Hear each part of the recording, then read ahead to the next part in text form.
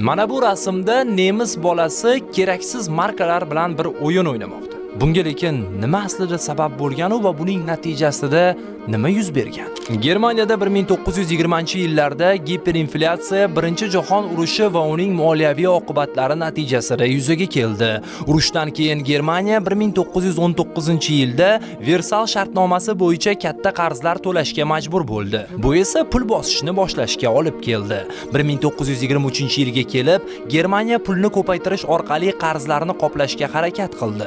Bu esa markaning qiymatini keskin pasayishiga sabab bo'ldi. 1923-yilning noyabrida 1 AQSh dollari 4,21 trillion markaga teng bo'ldi. Germaniya hukumati Rentenmarkni joriy qilib iqtisodiyotni barqarorlashtirdi, ammo bu jarayon mamlakatni uzoq muddatli iqtisodiy va siyosiy izlar bilan tark etdi.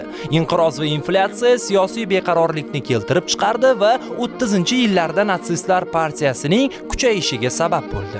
Bu esa Ikkinchi jahon urushiga olib keldi. Dunyoning yarmini qirib yuborgan urushga mana shunday oddiy inflyatsiya ham sabab bo'lishi mumkin ekan.